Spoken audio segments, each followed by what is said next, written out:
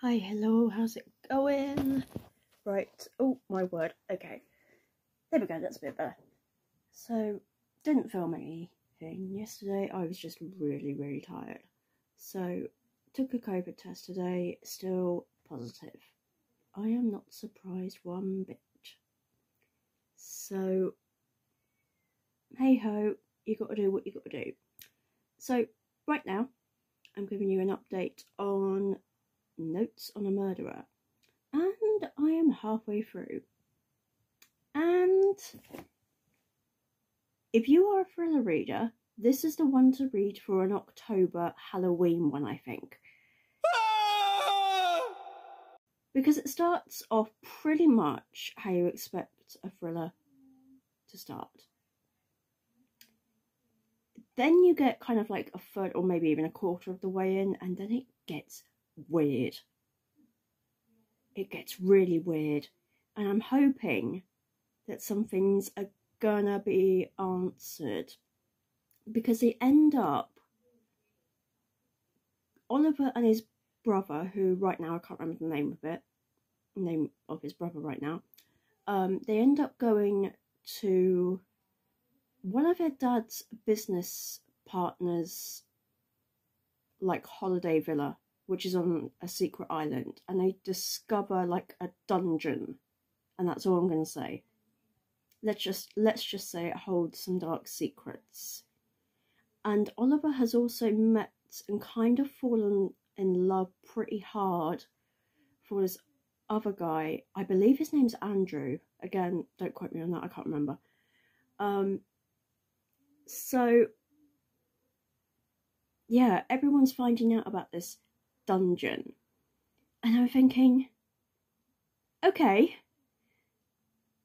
the dungeon kind of is a bit of a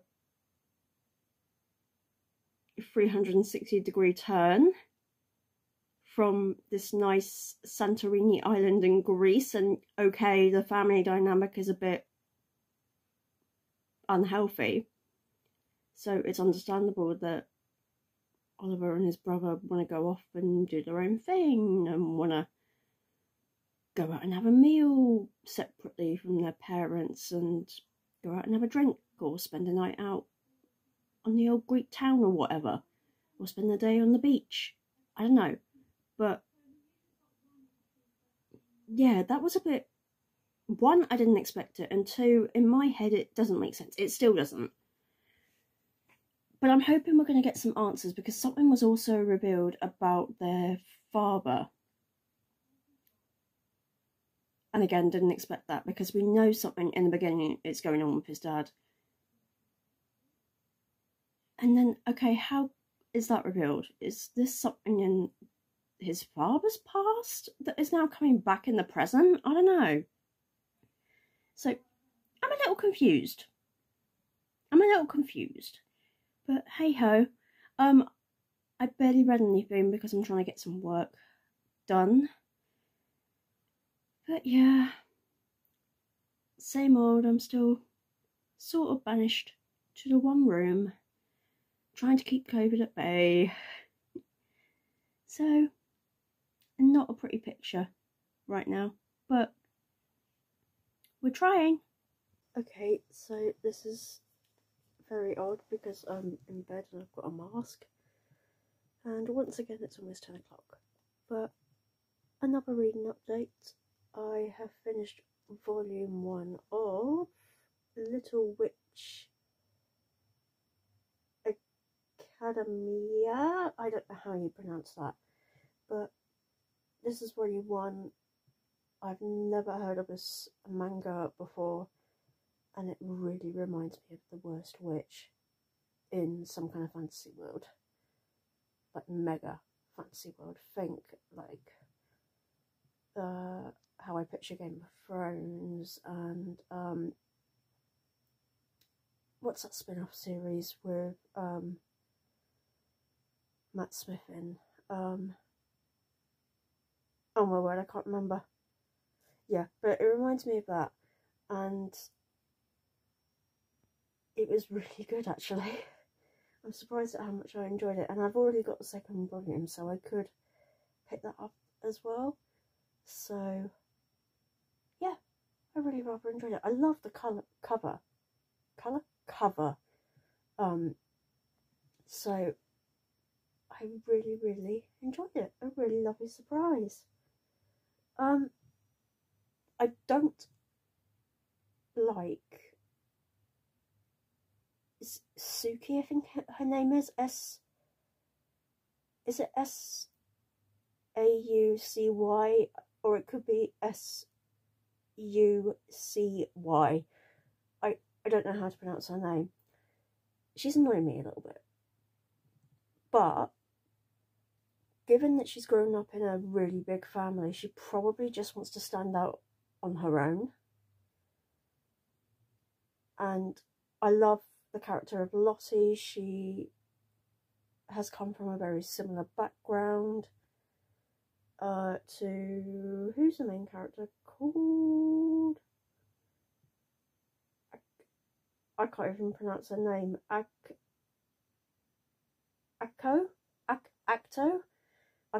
I know I'm not pronouncing her name right, the main character's name right. They both have similar backgrounds, they were both picked on as kids, so they kind of bond and stick up for each other and that. But if you love The Worst Witch, I would really recommend this manga, and I'm glad that I read it, and I am going to bed.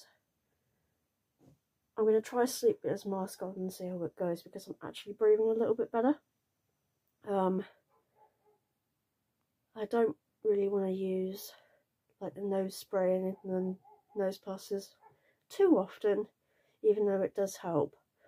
I did use both inhalers tonight. I mean, one inhaler I use twice daily anyway, so it could be that. So anyway, I'll see how I feel in the morning, and I'll give you another update tomorrow. I think I might just continue into this, because this is just a mess, a reading wordy mess, I think. So night night, see you in the morning. So a lot of time has passed, and I haven't done much reading, although I have started volume 2 of Little Witch Academia, or what, Academia or something, or whatever this manga series is called. I've been really struggling mentally with COVID right now, because this house houses basically 3 adults that use inhalers. One of them is classed vulnerable, and technically I'm classed vulnerable as well,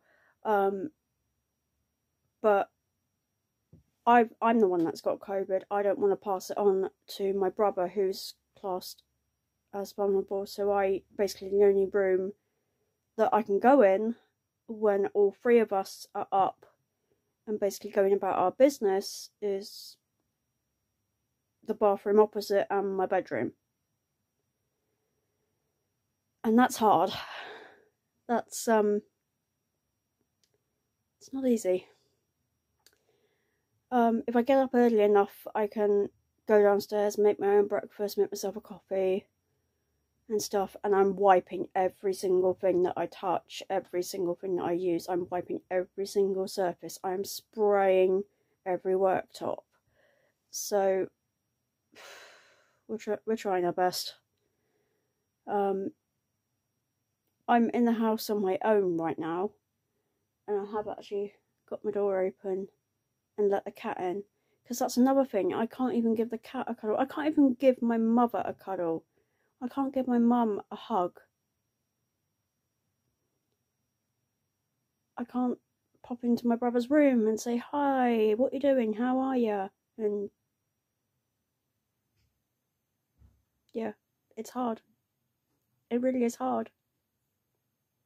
Alright, so I appreciate that this vlog is incredibly chaotic and incredibly messy, but I'm still COVID positive. although I'm doing a test tonight, it's more for Mum's sake rather than my own, because I'm pretty certain I'm still positive. But I'm doing a reading update. This is the whole point of why I'm doing this clip. I have finished Notes on a Murder. It was a really good beginning, don't get me wrong, and the pacing of this book is so well done. That's one thing I love about this author, his pacing so far. I mean, I've only read 2 of his books so far, but the pacing of his books are so good. So that's good. However, when you get at least a quarter, possibly 2/3 of the way of the book, not quite halfway, it gets weird. The plot gets weird, and I'm trying to work out whether that weird step in the plot was a step too far.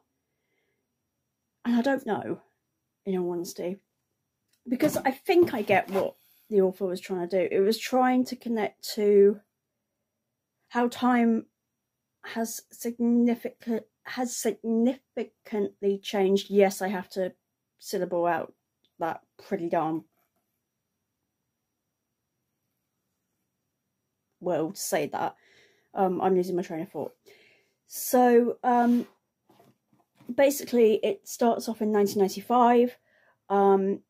Both of these 2 brothers, there's clearly friction in the family right from the get-go. No one really knows why.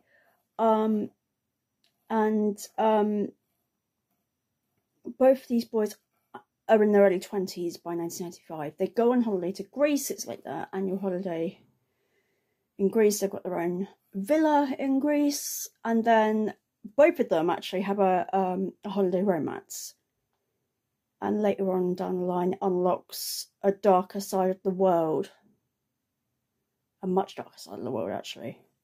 And because the world is changing, obviously technology is a big sign over the years that is changing. The crime, the black market, the underworld obviously changes and becomes more clever. I say that in inverted commas. But yeah, like for example, it mentions, I'm pretty certain it mentions the 2007 underground bombing in there at some point. That's towards the end. But yeah, it's very dark. There's a lot of drug taking, there's a lot of murder. There's mentions of sex workers there. I highly doubt you can call them prostitutes these days. So yeah, it is very dark. I didn't expect it to be that dark. And there is a major plot twist towards the end, which I did not see coming. So some people might. I didn't see it coming at all. So that was good from that point of view. Major plot twist. I wish there could have been more plot twists like that. Like, we never found out what was really going on with the father. I mean, we got a hint of it, but that was never really solved, shall we say. But yeah, not the best book of his, shall I say. I preferred The Dinner Guest, to be honest with you, but he's got way more out there. I've just found another one, so I may, number 2, should I say. So I may read some more from his author. That certainly hasn't put him off it. So I have got another book stack, which I'm going to start, but I'm going to end this vlog here. Thank you for bearing with me. This is chaos, shall we say. But be sure to give a like and subscribe, and thank you for staying with me through having COVID. But yeah, I am going to continue because I'm pretty certain I'm going to be positive whilst doing this test. You will find out anyway in the next vlog, and what my TBR stack is. So hope to see you in the next vlog. Be sure to like, subscribe, comment down below, and I will see you in the next vlog. Happy reading, everybody.